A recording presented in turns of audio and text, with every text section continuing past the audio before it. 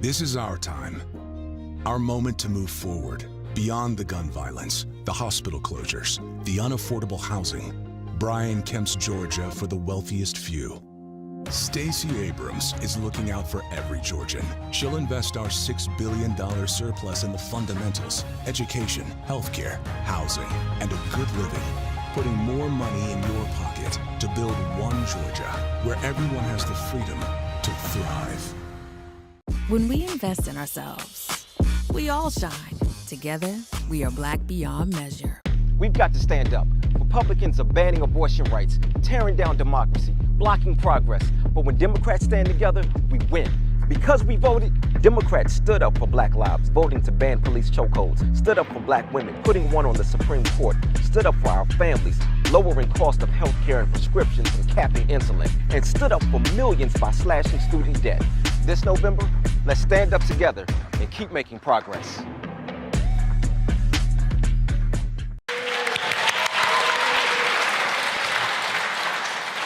What up, Eddie?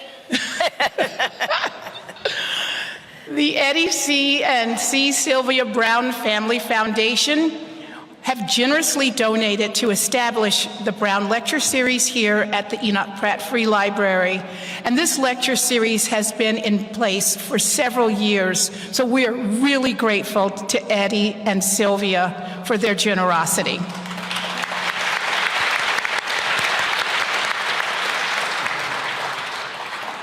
Events like this would not be possible without our donors. So I want to say an extra note of thanks to all the donors, especially those who are here tonight, because by having donors like yourselves, it's possible to offer these events free of charge to the public, because we want everybody to be able to benefit from all of the programs and special events of the Pratt Library.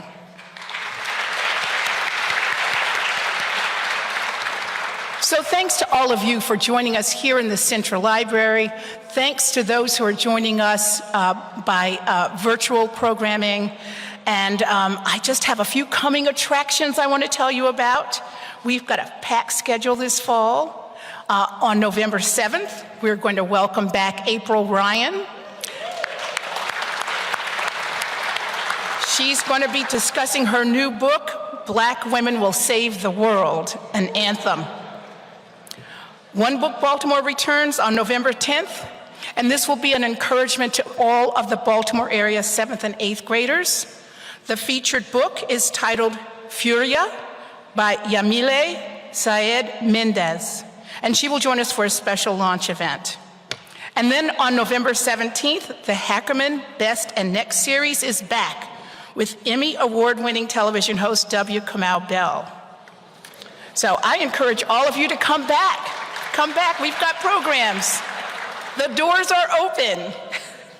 Now it is my pleasure to introduce to you the mayor of our great city, Baltimore, Mr. Brandon Scott.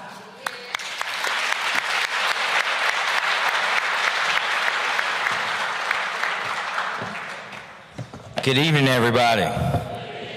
Okay, we gotta let Jemele know where we at. We're in Baltimore. Good evening, everybody. That's more like it. Thank you, Dr. Brown, and it is my honor to join us all here in welcoming the incomparable Jemele Hill to the greatest city in America, the city of Baltimore, man. My personal, let's give her a big round of applause.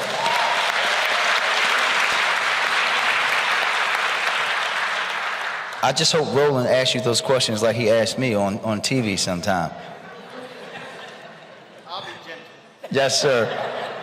My appreciation for this woman dates back many, many years. As everyone in Baltimore knows, I'm an avid sports fan, and I did not miss an episode of His and Hers, and I haven't watched SportsCenter since her and Michael left the show.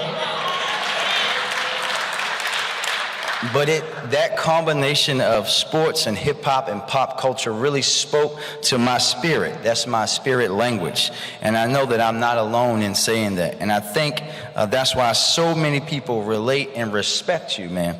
You are someone whose innovation and talent aims to bridge what divides too many people in our world. And as I told you, I don't listen to podcasts, but I do listen to Unbothered. As a fellow little brother and foreign exchange fan, of course, Fonte and Ninth Wonder's episodes are my favorite, but most importantly, I think the courage and your willingness to step away from a table where you were no longer served or appreciated when it was probably easier to stay and more lucrative to stay is another reason why so many of us are in awe of your black girl magic.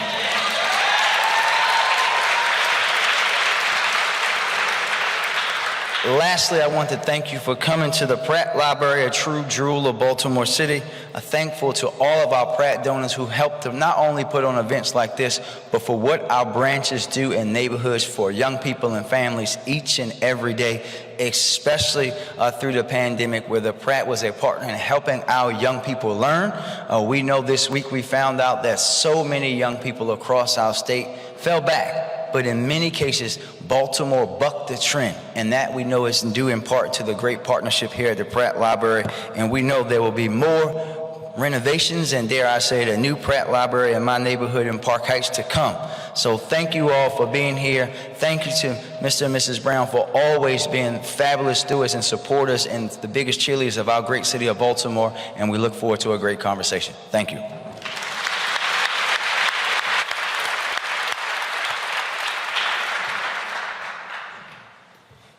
Thank you so much, Mayor Scott.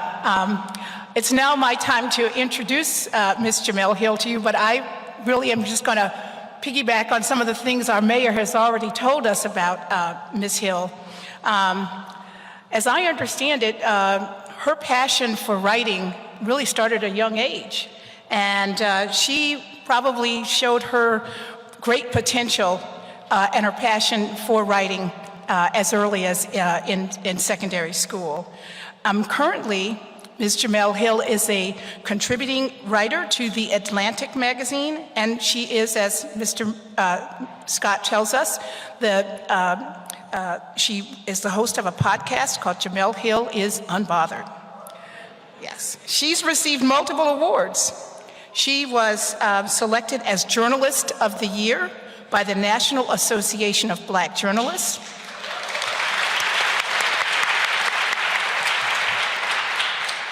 And Worth magazine had recognized her as one of the most powerful 21 women in their magazine in 2019.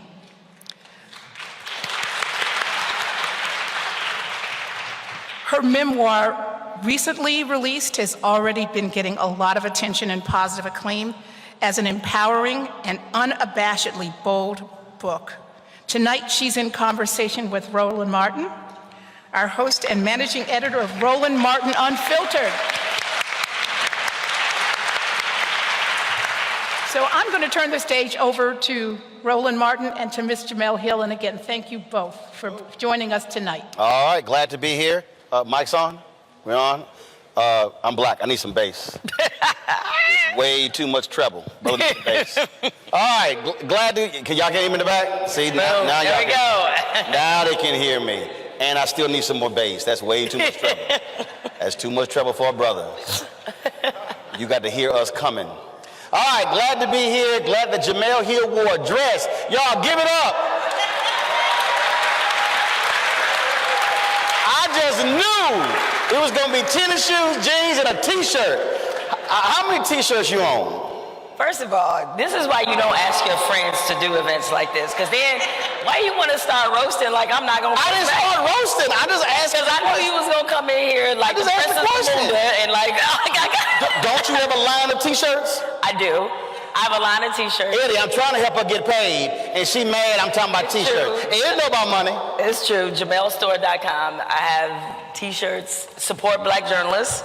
Like, obviously, the mission of Roland and I, so yes. But no, I knew I had to, you know, dress up a little bit. I'm just trying to sell stuff. I got you, yes. Like, you know, I believe in making money. Roland, if there's one thing about you, is like you got at least 5 hustles going at all times. Oh. That's why you are my boy. That's right. Look, I done pissed off a lot of white people. I need to move to the next job. I ain't got, you know that. I know, like. You experienced that. Listen, one of the reasons why I was very excited that you agreed to this conversation, you're like the busiest man in show business, number one, because you're doing an incredible job with Roland Martin Unfiltered. I'm part of the Bring the Funk crew. I donated, I'm in. Y'all need to donate to this man. And before we get into the conversation that we'll have about this book, do understand that having a black press is essential to a democracy. It's essential to the state of the press. So please, you know, I hear us as black people, we talk about this all the time. Nobody's covering our stories. Nobody is hearing from us. Nobody cares about our perspective. Roland is on this every single day, so please support him. So I want to start there because the thing for me, I've always understood freedom and flexibility. I've also always believed in, or not believing in, white validation. And there were a lot of people who thought you were absolutely out of your mind. They thought you should have just shut up, sucked it up, stayed at ESPN. People told you what's wrong with you. Yeah. How dare you leave that good-paying job? But the reality is, no matter how much they were paying you, you were actually pigeonholed, and you learned through the experience what you could and could not do. How frustrating was that? To make that money, but to be in a box. Roland, you can relate to this story very well, but I can't relate to what you got paid. No, touche. Okay, I got you. But you can relate to when you're at a network that is the destination job for everybody else. So just to give you guys a little context, and it's something I definitely write about, is that ESPN was never on my vision board of jobs. My dream job was to actually work at Sports Illustrated because I was a writer by trade. That's what I do. And so Sports Illustrated was that job. It was the New York Times of sports. It was. And so that's where I wanted to work. And so when ESPN came across my path, I was like, oh, it's cool. They're big. They're spending money. They're investing in journalism. That is what led me there, because at the time, we're talking about 2006, and the story in newspapers, it almost feels crazy to say this now, knowing where newspapers are now, but that the end and the decline of newspapers was being strongly predicted in 2006. Ad revenue was shrinking. You can't have these two things happening at once. You have your ad revenue shrinking and your readers getting older, not younger. And so because of that, I said, you know, once I got an opportunity to interview at ESPN for a columnist job on ESPN.com, nothing to do with television, I said, this has got to be the move to make for my future to sustain my writing career. So it wasn't like I went there with some dreams of being along the pathway of Robin Roberts or Stuart Scott. That was not what I was thinking. And eventually, you know, moving up the ranks, fighting for real estate, going through the mechanisms of ESPN, once I got to what should have been the opportunity of a century, that's when you see all the asterisks. No question, I made generational money at ESPN for sure. But once we started having creative differences on our show, which preceded the whole Donald Trump controversy, I knew we were not. Sports Center show, because his and hers. Y'all had a lot more creative license. Look, Roland, you served as my co-host. Rock the Ascot on ESPN. Sure too. did. Had to let him know. He represented all the way. And That's why his and hers was so special. As my former co-host Michael Smith used to say, we selling tapes out the trunk. That was our mentality. Like, we Master P in this thing, like Ice Cream Man. That's what we doing, right? But then you get shifted to one of the flagship, and when flagship for a network, that means moneymaker. It does. I mean, it's the legacy show. It's the baby of the network.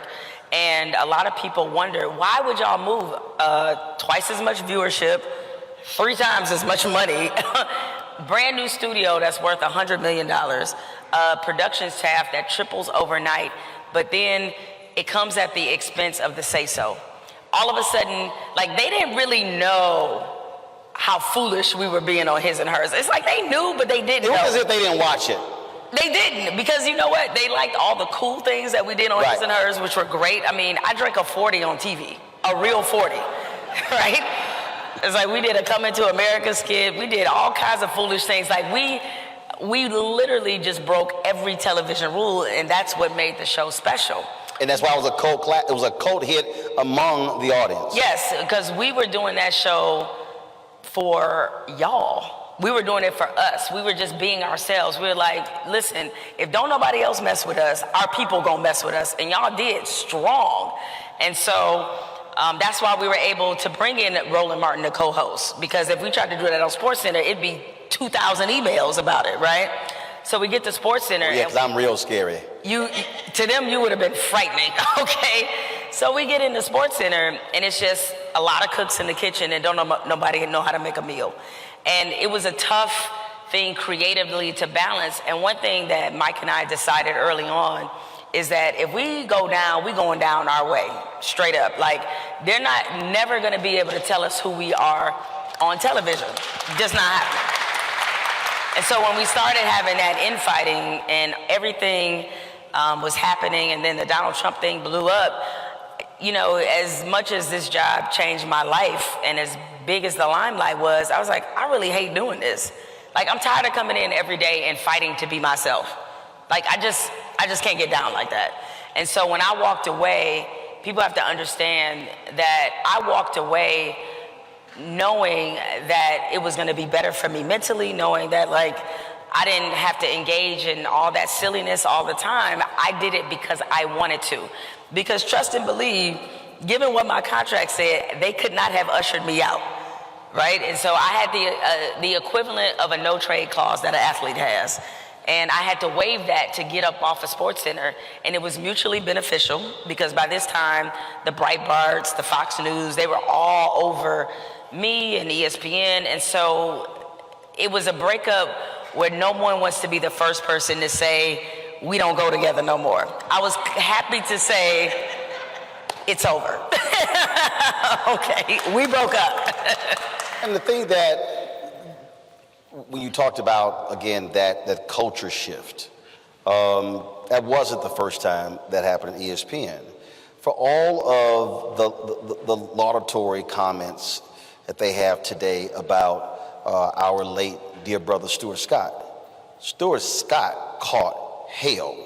They hated his lingo. They could not stand his language. Now, the audience changed their minds, but the reality is they preferred, and I never knew what the hell Keith Olbermann was talking about, but they preferred Keith Olbermann and Dan Patrick to Stuart Scott, and he had to battle that stuff. And that's what people don't understand behind the scenes. The stuff that I had to deal with for 6 years at CNN. People don't understand the battles that we have to deal with, and you just see us on the air. You have no idea what happened off air. No, that's what I tell people, especially during those times, and it will happen when the network you're working for, they come into some crosshairs, right? They've done something egregious, and people assume that black people there are not fighting, and they have no idea every day it's a fight. And I'm glad you said that about Stuart Scott, who is one of the biggest supporters of Mike and I. He used to text us all the time and tell us, like, don't let them change you, you know, give us really great advice. He was like big bruh to us, for sure. And in a way, while it was encouragement, it was also a warning. Yep. And it was a term that we phrased about SportsCenter. Like, once there was an enormous management shift while we was on there, that changed how they wanted to do SportsCenter. Well, the leader of ESPN resigned. No, before that. Okay. So before the leader, John Skipper, who is the former president, before he resigned, there was another mini leadership change in terms of who was going to be in charge of our show. And we knew this person. He was also someone Stuart Scott dealt with as well, who was one of his main adversaries when he began to introduce Booyah and New Lingo and how we talk about sports. Right. He was the dude standing in his way. And suddenly, he's in charge of our show. And I had the feeling this was not going to go well. But I was like, okay, we'll see what happens. And ultimately, it played out just like I thought. We were the mobile quarterbacks that got the coach who only wanted a drop back passer. That's what we were. And it was very clear they did not want us. We weren't their first choice. They didn't want us. And they tried to sort of make it work. And a lot of things culturally started to happen with our show. We had a personality wall behind us on SportsCenter that was supposed to be representative of all the things that, you know, Mike and I liked, that we thought were, you know, really culture shifting moments, that were personal moments. You know, Mike had a picture of him, his wife, his kids. We had a picture of when we were all at the White House, when Obama was there, drank Hennessy in the White House. That's a great, awesome story that I will always tell. We have pictures of Biggie. We have always black people with a Hennessy story. Roland, don't act like you wasn't there. But I don't drink, so I ain't got a Hennessy story. He doesn't, but you was in the White House fooling like we were. Come on now, you know, in the ascot. Come on now. So we had all these moments on the wall, the personality wall that was created for our show. And one of the first things they did was they wanted to get rid of the personality wall, not because of the picture of Biggie, not because of the picture of Mike and his kids, or me having the picture of the Detroit skyline where I'm from. It was the Obama picture that they wanted to get rid of. Because at this point, ESPN was in these crosshairs of being considered too political and too liberal, and what is going on there. And all of those chaos agents that brought that narrative about ESPN, which is they've never been polarizing, but they were during this time.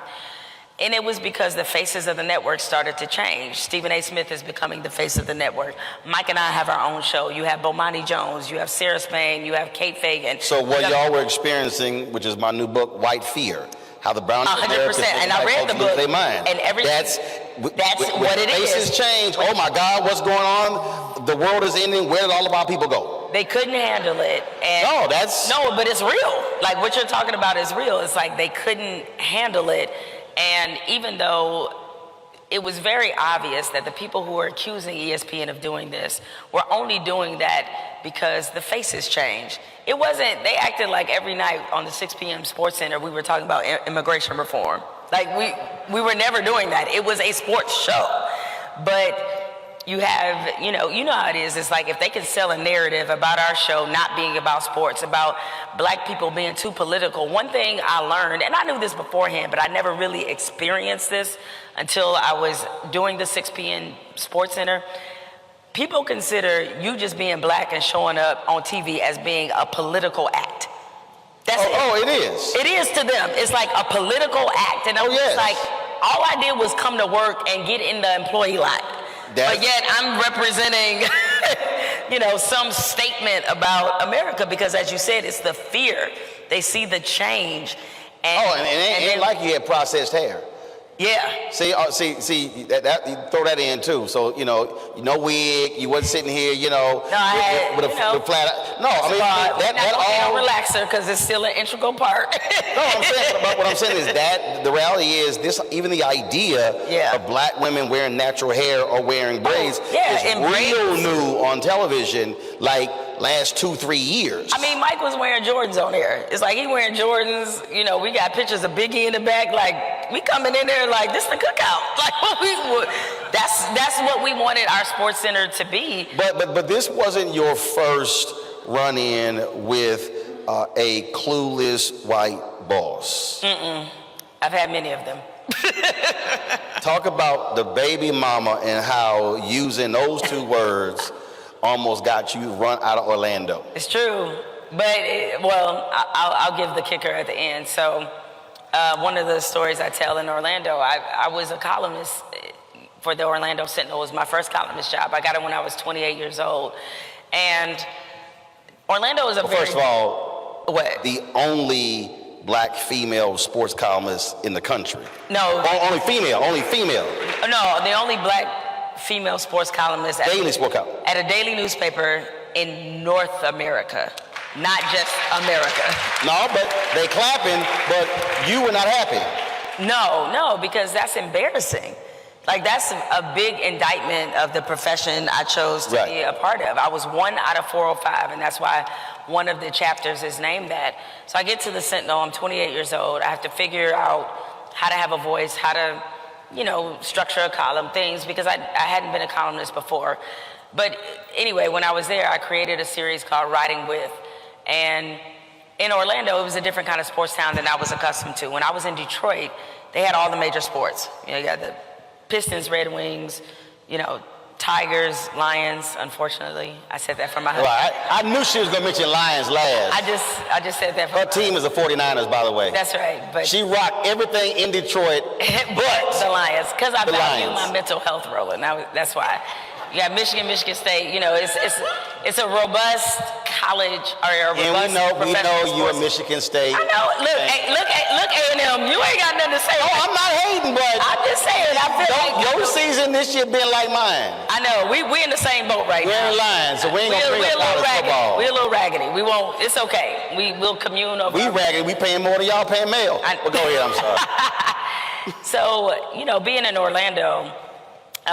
It was a one sport in terms of professionals town. They only had the Orlando Magic, that's it. So when the Magic were done and when college football season was over, because college football was very big there, because you had Florida State, Miami, all of that.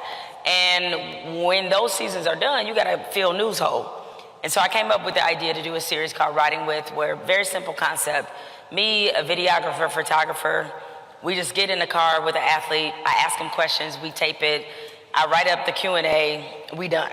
And then do one every week in the summertime, fill in that news hole. So the first one I do is with a player named Willis McGahee, who was a star in Miami. I think Willis was a 2nd or 3rd round pick. He suffered a very gruesome knee injury in that Miami-Ohio State game in the national championship. Sure top 10 pick. Oh, he was before then, and then that injury happened, and he slid a little bit, but still had a productive NFL career. Willis is the first person on the slate to interview. I go down there, have a good interview, and me, I'm, despite the fact that people like to perceive me as being very serious all the time, I'm silly. And so I'm in the car with Willis. He's got a brand new BMW.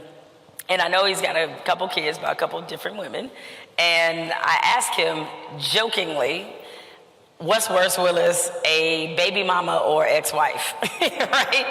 And now, everybody black watching the video was like, excellent question, Jemele. Yeah, exactly. I felt like I was getting to the truth of something. Willis starts going in on his baby mamas. He's like, oh, they want too much time, money. Like, he just going in. And it's funny. Everybody black watching like, we understand, Willis. They can relate. So he says all this. It runs. It goes viral. What was viral for 2006? It's like all these blogs pick it up. And I'm thinking this is great traffic for the site. But then you get a call from Karen. And then there was... There was one person who was very unhappy about this, and her name was Charlotte Hall. She was executive editor of the Orlando Sentinel at the time, and she could not believe that we put the word baby mama in print. Does she look like us? No, I'm just checking. Look, I have to ask these questions. That's true. No, she didn't look like us. Because she could be a cousin of Clarence Thomas. But go right ahead, I'm sorry. That's true. But that's a fair point, though. That's a fair point. Oh, I can be real petty. That's a fair point. So she did not look like us. She kind of looked like her husband might have been a founding father, but that's okay. But Charlotte was incensed. She had never heard of the term baby mama. And this is the mid-2000s. Karen? This is the mid-2000s. So it's very much in the lexicon of how we talk, and it's everywhere. And I said, okay. And she was like, I'm gonna put a letter in your file. I think she suspended my editor for like a day, which was crazy, just over For baby mama? For baby mama. She wasn't having it. So Damn Karens. one of my bosses on the sports staff told me, he was like, listen, just make this go away. Like, I know she's overreacting, just apologize. I did not want to apologize, but I also like to eat. So I said, I will do this, but as soon as I did it, I just didn't feel good. I didn't feel right about it. And I was thinking to myself at the time, I will never again apologize for something I know I'm right about. And here's the kicker. The kicker is there was a black executive at ESPN who saw the story because it went viral. And that same black executive who happened to know a friend of mine set up a meeting for me. He asked our mutual friend, which, I didn't even know we had. He asked to set up a dinner meeting in Orlando because he's like, I want to meet the young woman who wrote that, because then I was young. And so he set up the meeting. He was like, we have a sports columnist opening at ESPN.com because there's a guy named Skip Bayless who's leaving his column writing responsibilities, and he's going to be television just full time. That's it. And I'd love to bring in your voice. So what is the lesson in this? Is that one Karen's objection can lead to a come up. Is what I'm saying. So I got the job, and baby mama is how I wound up at ESPN. So how did you leave? So it was funny because I know how. Listen, Roland, you would have been. I would have been like. You probably would have been like, Karen, let me holler at you. It'd have been real. I know. I Real had baby mamas in the all studio. It would have been. I was like, Roland, I know how you get. You gotta understand. You would have been stepping outside this one. I resigned a job on Juneteenth and left on July 4th. Yes, I did. I was like, freedom!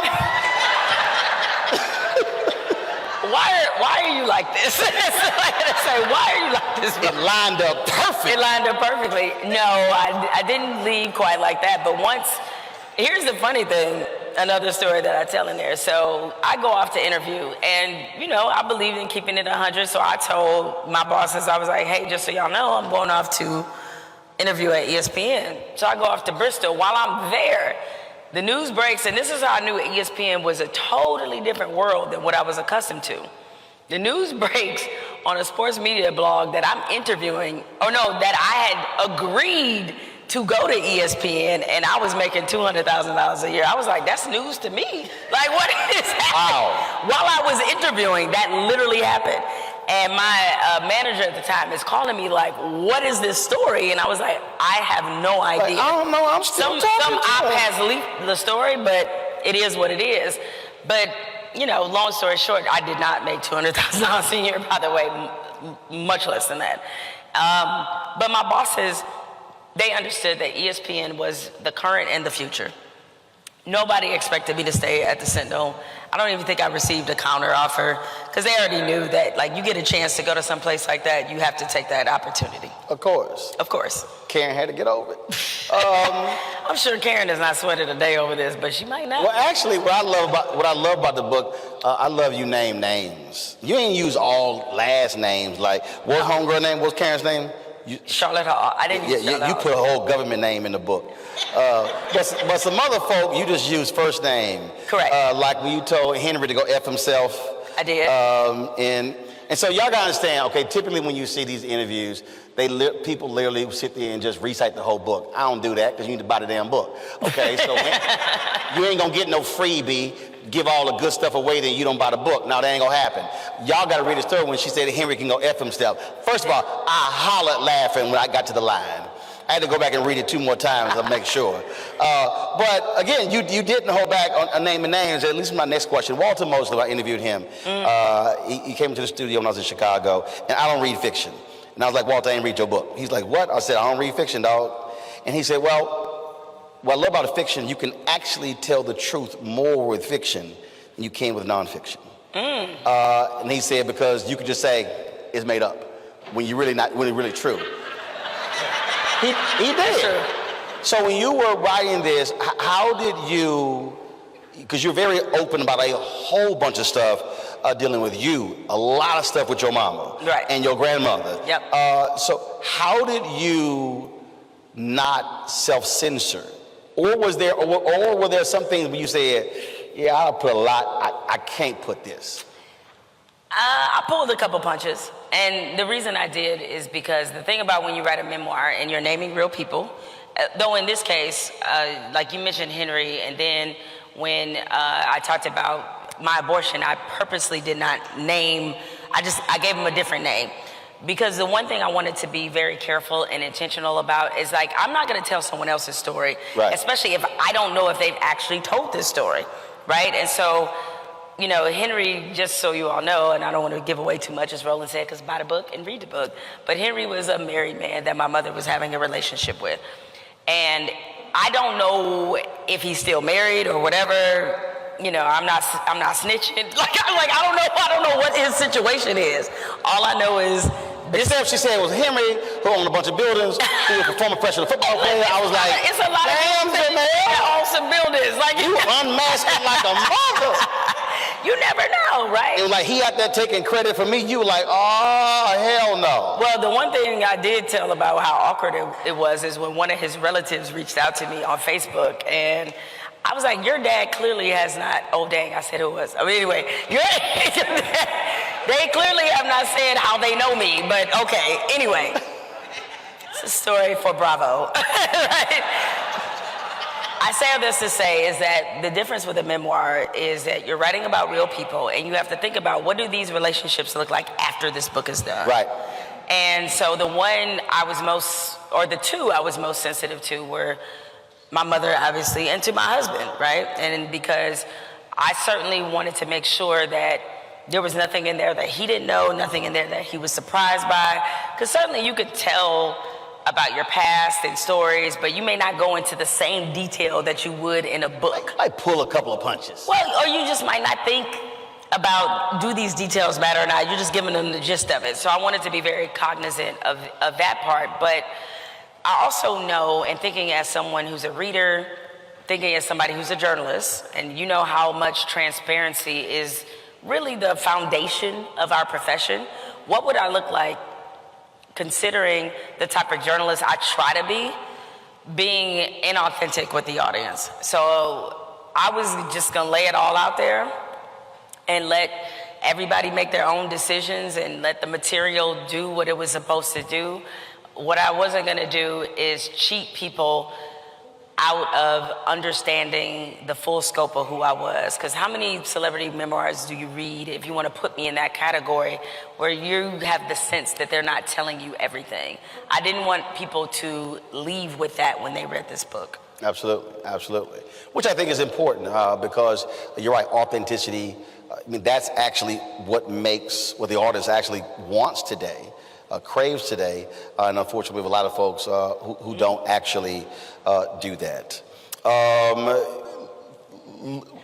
Looking at the things that you did talk about and growing up, how you grew up, moving different places, what your mother experienced as well, you really deal with that trauma and that pain and how it still is present today, and how a lot of folk don't take the time to really sit down and go through, okay, what did I actually go through and how is that having an impact on me today? Talk about why that is so critical to understand your past, have a better understanding of who you are in the present and how you can be a better person in the future. I mean, it's just like history, right? Is that the way you don't repeat it is if you actually know what happened and you understand why it happened.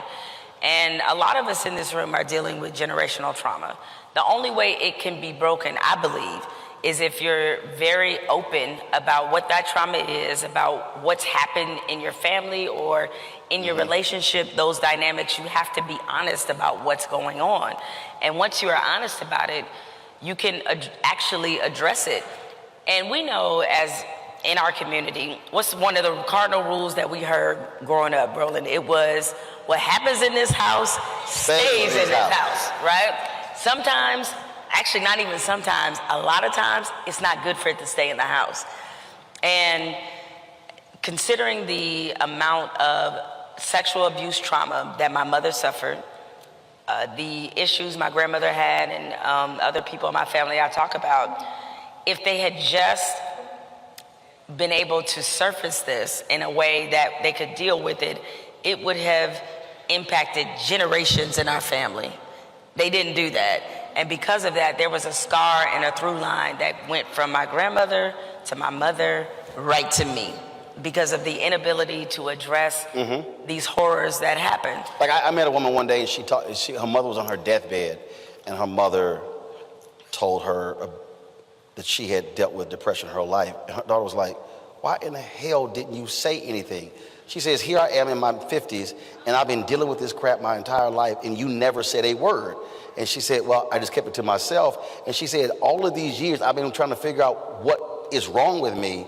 And she was angry. Just like we've had, look, that in a lot of our families, folks who have had illnesses don't say anything, and then it shows up later. In fact, I was Deion Sanders. Yeah. When he had his leg surgery. Correct. Deion almost checked out because of blood clots.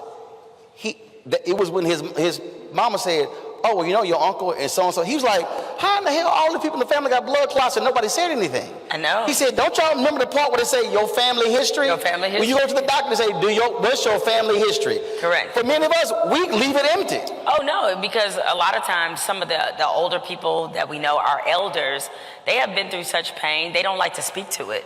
And that's why one of the things I want you all to take away from reading this book is while your people are here, ask them about their lives, even if it makes them wildly uncomfortable. And as I was writing this, of the many thoughts that I had, one of them was that how much I really miss my grandmother. My grandmother was born in 1929. I don't think I ever asked her what it was like to grow up in segregation. I don't think I ever asked her about, she told me some stories about what it was like to grow up in Kentucky, and she went from Kentucky to West Virginia, and eventually the family moved to Detroit and settled in a city just outside of Detroit called Ecorse. But I never asked her about that pathway. A grandmother who, by the way, you're right, was brilliant. Brilliant. She was a G. She was a big mama. And so the thing is that it was so much I didn't know. I mean, her mother, whose middle name, whose first name I have as a middle name, this made me so curious going through this journey with writing this book that, of course, I went to Ancestry. I'm looking up documents. I did not know my great-grandmother was married at 15. I had no idea. That made me understand why when my grandmother lost her mother when she was a teenager, some of the emotional trauma she was carrying because she was still grieving and she didn't know it. Or she knew it, but there was just no time for it. Look, resiliency, resolve, all those things are great qualities. I know when people say, especially about black women, you're a strong black woman, they mean it as a compliment. The thing is, it's also debilitating. Yep. There are some things we are just not meant to handle. Right. You know what I mean? It's just some things that we shouldn't have to absorb, but we're told this time and time again. We're lauded for our strength of getting through things. Sometimes we need to sit in things, actually heal from it. I say on my show a lot, I'm sick and tired of having, and I've had this conversation within the context of HBCUs, of our black organizations. I said, I'm tired of having surviving conversations. I said, I want to be having thriving conversations. And it's just like anytime you see these conversations where single mothers happens, and somebody brings it up, and then somebody invariably stands up. Now, wait a minute, my mama was a single mother, and blah, blah, blah, and then folks get defensive and like, well, no, I don't really mean that. And it happened to me once. I was like, no, we're going to stay right here. I said, first of all, ask your mama if she actually wanted to be a single mama. Exactly. I said, you can stand here and talk to me all how your mama was strong. I said, there are very few people who have made a proactive decision. I want to raise a child alone. Choose this life. Right. I said, you can talk about how strong she was. I guarantee you, there's some times when she was in that damn room crying and in pain. I said, we got to stop sitting here letting that become the norm and deal with the reality of that ain't easy. Yeah, I'm glad you said that, Roland, because I do think that for black women especially, being resilient, fighting through, taking whatever punishment people decide to give us has become the norm. That we're not defined by what we achieve, we're defined by what we withstand. And there's a difference in that. And I just realized that, you know, with all the resiliency the women in my family have had, there was so much pain there, and I wanted to be an active part in just stopping that. Like, we got to turn the page on this. We have to be different with how we handle these things. So that was, you know, to go back to something you asked me a couple questions ago, that was a big driving force behind writing this. One of the things that I want to get into is the notion of fun. There are people out there who have this assumption that when you're a journalist and you're covering these major issues that, you know, you have to do this here. And I remember we were at, I guess this was NABJ, may have been in Miami. You and I were twerking on stage. Time out. This how rumors get started, Roland. We were dancing on stage. We were dancing. We were not twerking. You know why I know? Because I can't twerk. Well, no. I didn't say you were twerking well. I ain't say you were twerking well. I just said you were twerking. I mean, there are levels to twerking. There's bad twerking, good twerking, great twerking. I didn't want to sign one. I just said you were twerking. Listen, I'm literally Whitney Houston. I'm the black girl with no rhythm. That is me, okay? So we're sitting there dancing, and folks were sitting there tripping on social media, and I was like, yo, you do understand it's called hashtag live life, love it. Amen. People act as if you have to be just locked in this persona that you cannot have fun. I keep telling them, y'all, you got one life. You got to live this thing. Yeah. It ain't all work. No, well, actually, I thought what you were going to say is 2018 NABJ when I was Journalist of the Year. By the way, an award Roland won before and he's one of the OGs of NABJ. And so I remember us being on stage in Detroit as well. Roland, you always on stage. That's what the common denominator is. Hey, look. Everybody ain't got swagger. Some folk got to be on stage. Some people got to be down there. If Roland is on the stage at NABJ, you know the party is really jumping. And so we had a blast. But you know, I've told people this before, is that I know people have seen me in a very serious light. They are looking at, you know, the Donald Trump thing and all that other kind of stuff. But I'm like, I like to have fun. Like, turn up. I like to turn up. Like, I do a lot of the same things that a lot of other people do. But it's an important part of a release for a profession where we're constantly bombarded with sometimes the most terrifying information that we have to put into context for people. So you asked, so when I was just on your podcast and you asked me this question, so I want you to speak to this, and that is when, in fact, it was one of the questions too that came here. When young journalists come up to you, and I want you to answer, you already know what my answer was on your podcast. I don't know when it's going to air, but I just went in. When young folks, young journalists come up to you and they say, Jemele, I want to do what you do. How do you respond to it? Roland, you had an amazing answer. And when they asked me that, I said, well, there's already one me. You need to be the best you. You don't need, and sometimes what happens too is that young journalists, understandably so, they're impressed by the platform you have, by the spotlight you've been able to get, and that's, you know, part of the journey. But I also tell them that, you know, I love this job now just as much as I did when I was working for the Lansing State Journal and making $30 sustained per story. Like, that's what it is. It's like, if you are only in journalism, especially for the things it can give you, you're going to be heartbroken fast. Yeah, you ain't going to, that's not going to work. That was a Kobe Bryant video that was posted recently. I reposted it, where he talked about love. He said, it's the love of basketball. He said, when you love basketball, he said, that's the driving piece. And that's it. Say, you know, people come up to me and say, man, I see you packing gear? And I'm like, yeah, because we got to get the hell out of here. If I help pack, we can move out faster, but also I own it. Yeah. But the thing is, when you love your craft, you want that shot. You want that, like you want to write that lead a certain way. That's the love. It ain't the money or being recognized in airports. Roland, you know this as well as I do. Think about it, when you were first getting into journalism, What did you hear about the salaries that journalists made? Oh, they said point blank, you're going to be making $12,000, $14,000. It was $19,000 when I graduated. Graduated when you graduated? In 97. All right, okay, you graduated in 97. It was 19,000. I graduated in 1991. They, Austin American Statesman offered me $20,100. I told them, no, y'all got to pay me at least $2,000 more. $2,000. And I did. You offered that $2,000. And they were like, and in fact, the interesting thing is, so Knight Ridder, of course, one of the big chains, Vice President Bill Baker was a great guy. He said, I really think you ought to work for our paper in Brayton in Florida. And I was like, what's your circulation? And I knew the moment he said the circulation, that was right there about 14, 15. I said, say, Bill, that paper, I said, Bill, that paper too small. And he was like, I'm sorry, we're too small. I was like, I said, yeah, Bill, my skill set, that's for somebody who ain't got my skills. No, because because that's going to lead to my next question, which is understanding your value. Correct. So. And when I got promoted 3 times in the first 18 months and went from 20,000 to 34,000, I said, Bill, I tried to tell you that was too damn small. But you know and he said, respect. You know what, Roland, I had a similar story that I discuss obviously in the book is so the News and Observer in Raleigh was my last internship. And I went there because they had this track record of hiring interns. And it was another writer on staff who was in sports. He was like, yeah, they kept me as an intern for 11 months. I was like, 11 months? I was like, oh, hell no. I was like, I am not about to be this 11-month intern.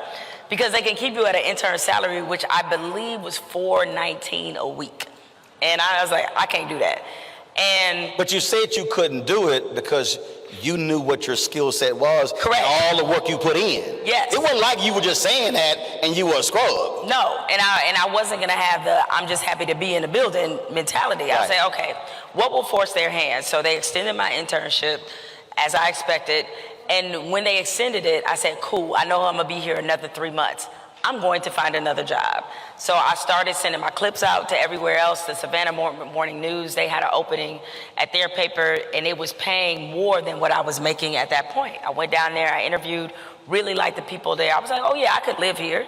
Because if I'm gonna go chase a job, I'm gonna chase one that if it all goes to hell in negotiation, I'm going to take the job. They sent in the offer, I came back to Raleigh and I said, hey, they offering me this, y'all are still at this $21,000 a year range. And they're like, oh, they were totally shocked that I did that. And so then they came back, then the Savannah Morning News came back, and next thing you know, much like you, I did all that. You were like, what you got? What you got? Oh, you got what this? You got? What and you much got? like that, I did all that for an additional $3,500 in my salary. Hey, but $3,500 it came in handy. But the whole point was, it was about setting a tone. Right? To let them know that you just can't do me any kind of way. I know my value, I know my worth, I have a different kind of skill set. And I'm sure, I thank the dude that told me that he had 11 months. I was like, man, you changed my whole perspective with that. And the other thing that happened that was very critical in that time, speaking of negotiating power, but not just knowing your worth, you also have to know your development as well. As I mentioned to y'all, Sports Illustrated was my dream job.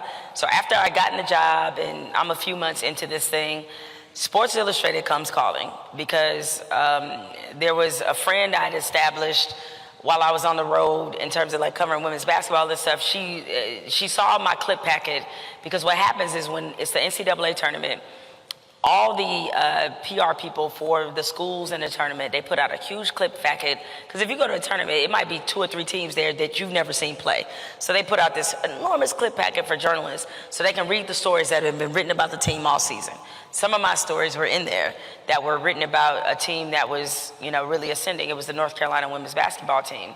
She took that, she saw those clips, loved them, and sent them to an editor at Sports Illustrated, because she worked for Sports Illustrated, and she was covering women's college basketball. Sports Illustrated called me. They had an opening to be a writer-reporter in New York working for Sports Illustrated. Now, I know this job sounds very glamorous, but here were the details of this job is that essentially you fact-check the articles that are in Sports Illustrated. And if you are motivated enough, if you are driven enough, and you pitch some stories and they decide to run it and you can report on it, maybe that could happen. So I'm looking, I've been reading Sports Illustrated for years, and I know none of those writers came from the writer-reporter track. And I'm like, okay, well, I'll go to New York. I had never been to New York City. They put me up, it's great. And I get the job, they offer me the job at the end of the interview. And the interview, I think the job was paying $42,000 a year to live in New York City. So basically, I would have been sleeping on the subway. Unless I wanted a apartment with 12 roommates, right? I was like, what? That math ain't mathin'. But it was Sports Illustrated. This is my dream job. And, I thought about it. I would say, okay, let me think about it. Let me figure out what I want to do. And I'm like, let me get this straight. I'm writing basically every day at the News and Observer. I've already won the State Press Association Award for Best Sports Feature for a story I did on the Citadel's first female athlete. I am able to pretty much write what I want and whenever I want. And I have to go to Sports Illustrated. To get to Sports Illustrated, I have to fact check somebody else's stories that aren't mine. And maybe if I'm lucky, if the leprechaun is shining on me in the right way, I might get a byline in Sports Illustrated at some point. And I said, can't do it. Right. Cannot do it. And so I told the... So you weren't all focused on, but Sports Illustrated. No, because you mentioned about younger journalists, a lot of younger journalists, and I would just say young people in period, regardless of industry, you all think bigger is always better. Nope. If they're not going to develop you, if what you want to do there, if you look and see who does those same things, and none of them are in the position they're trying to bring you in on, maybe you need to rethink something else. Because at ESPN, for example, there was a lot of production assistants that were really unhappy because they wanted to be on air, go somewhere making $10,000 to be on air every day, because guess what? Nobody on air right now was a production assistant. They all came from somebody else. Hello. Right? They all came from someplace else. So you're just setting yourself up to fail. So I was not going to be the person up in Sports Illustrated, not writing, fact checking, just to say I was at Sports Illustrated. So I turned him down and I told him that. And I'll never forget the editor in charge of these positions told me, he said, I actually think that was a good decision. He said, we can afford you now. I have a feeling we will not be able to afford you later. And you say you had to bounce. And I was like, nah. So I stayed in Raleigh, and then my next job at the Free Press, I got a $25,000 pay raise. It was everything. To live in Lansing, Michigan. You know what I'm saying? I was like, that cost of living was in there. You were balling. I was balling. I do love being petty. Oh, here we go. No. I love when there's somebody in your past who said you would not accomplish certain things, you wouldn't go so many places. And I have no problem reminding those folks of that. I mean, I did hit a couple of people when I got into the NABJ Hall of Fame in December, and then Saturday when I go into the Side Professional Journalist Hall of Fame, I've hit some folk like... Remember when you said... No, I'm being real petty. So for you, but also it's a driving thing. If you want to understand the king of petty, watch Michael Jordan's Hall of Fame speech. Oh, yeah. People were mad. I was like, that's the kind of speech I'm talking about giving. So for you, is there one or two folk in your life where when you look at the stuff you're doing now with your podcast at The Atlantic and producing the stuff you're doing with LeBron, all different things, you sitting there going, I told you. So, I mean, here's the thing. There's going to be people like that littered throughout your career, but there are a couple people that, I know that, especially when I got my columnist job in Orlando, that they really hated on me and hated on me to my boss on top of that. They didn't even work at the Orlando Sentinel. But I'm a deeper level than petty, because then the extra petty part of me can't even give you the acknowledgement that you did that. Because I know it would be oxygen to them, and I can't do it. So I want them breathing. You're like, I want them breathing the hate. I want them breathing. I was like, I can't do it though, Roland. It's like, my spirit will never let me platform somebody who just ain't important to me. They're just not important. Oh no, they're not important. Yeah. You know, I'm gonna tell you off air. When I tell you off air who it is, See, you right? See. gonna fall out. See, she nice. She nice. I know. I named her. Sorry, Every I can't time I do it. something in my career, I want Jeff Braun watching. He named the first and the last. Roland, do you know his middle name? I mean, Jeff Braun was the news director at KBTX in Bryan College Station, Texas, and I was an intern, and they had a weekend sports anchor job open up.